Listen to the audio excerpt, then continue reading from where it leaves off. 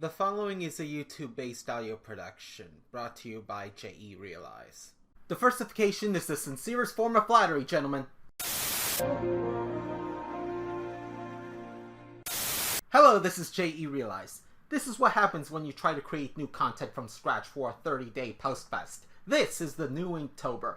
And I don't even do Inktober. It's just me talking about stuff and practicing my narration skills in Minecraft when I'm too lazy for anything else. And of course, I had to diversify. But video games? Really? I don't even use Twitch anymore. That's no matter, because I could just step up my storytelling skills to talk about some random stuff. But first, this is particularly interesting because I actually want to make my own video game one day. You know, when I have the hundreds of millions of dollars to spare. So it helps to have a nice breadth of video game playing experience, to have an idea of what you want.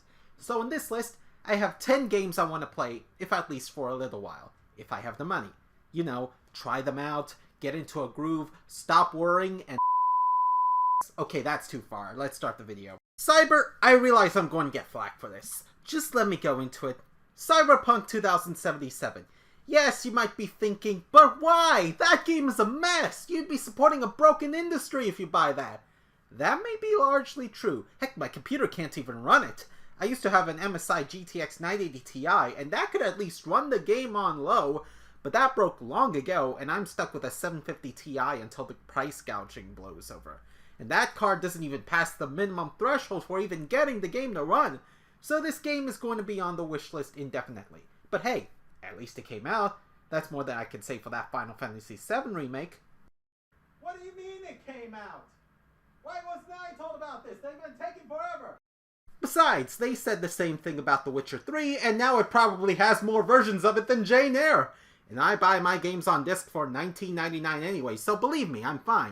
Midnight Club Los Angeles. California represent! This game came out a long time ago, and it's only available for 7th generation video game consoles.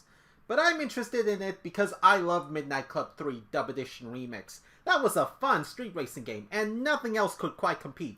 Not even GTA 5 could do street racing like that.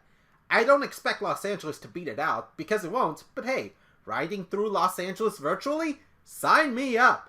True Crime, Streets of Los Angeles. Another game revolving around driving through Los Angeles. Sounds like state bias, right? Well, here's the thing.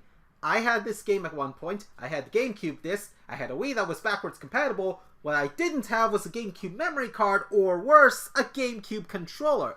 Playing without a memory card is one thing. It sucks, and I should know. But I can't even start the game without a controller, so I just put it in a drawer and let the case collect dust. Now that I have a form of GameCube controller, I am to try again, once I can find that dang Wii sensor bar. And a memory card. That would be nice. Never again. Red Dead Redemption. Another case where I had the disc at some point, this time for the Xbox 360. At one point when I was at GameStop long ago, rest in peace GameStop investors, I went through the bargain bin and found a used copy of the game. I had a 360 at home, so I thought, why not? I heard some good things about the game. I took it home, turned on the 360, slid in the disc, and wait, what do you mean the 360 can't see our Wi-Fi?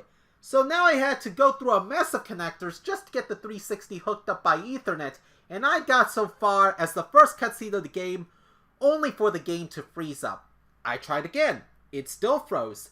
I have no idea whether the console or the disc was at fault, but I returned the game and got my money back, no questions asked. A shame, really, what with the open world style and the value of the copy I had.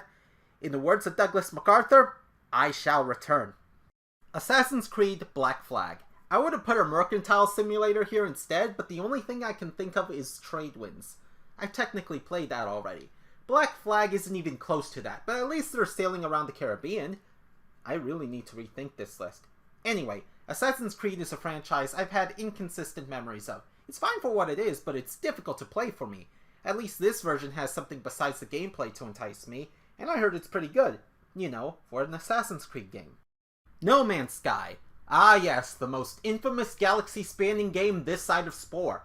I was at first interested in the game well before it came out. Later I heard it didn't receive many good reviews, and only now is it creeping up to a level of acceptable quality.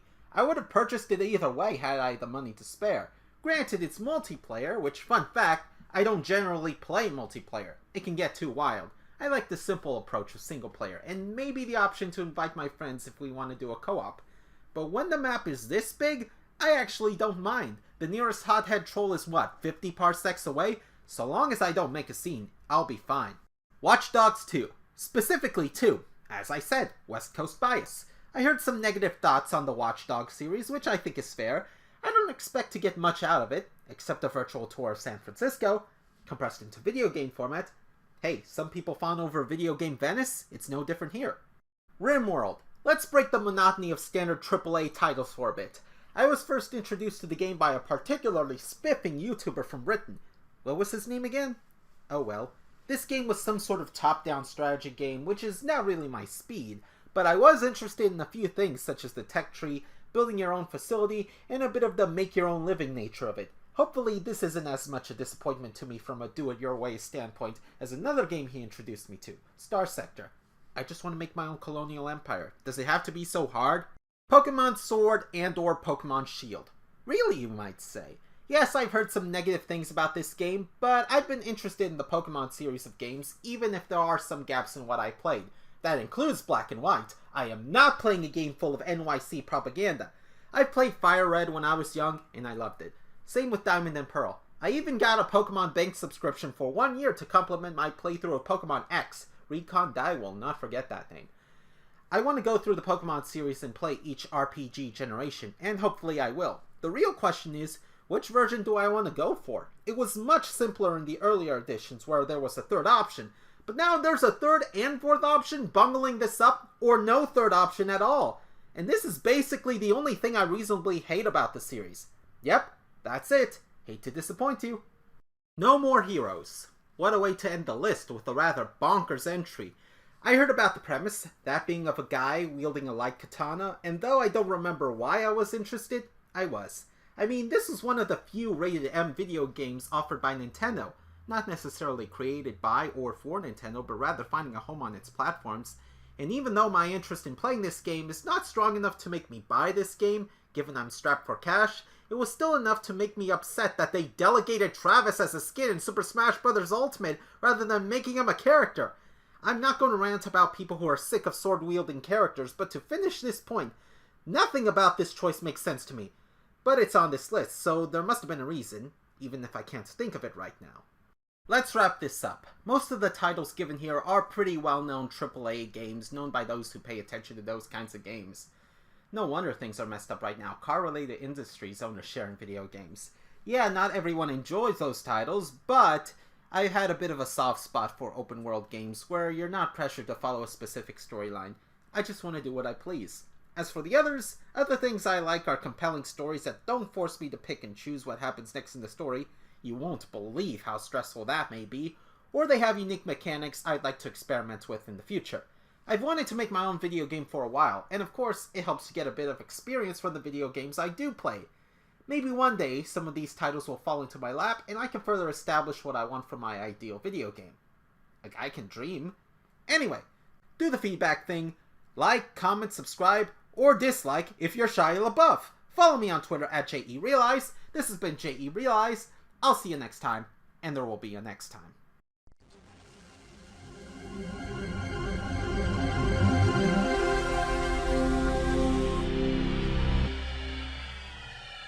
This concludes our YouTube-based audio production. I hope you enjoy, and I wish you farewell.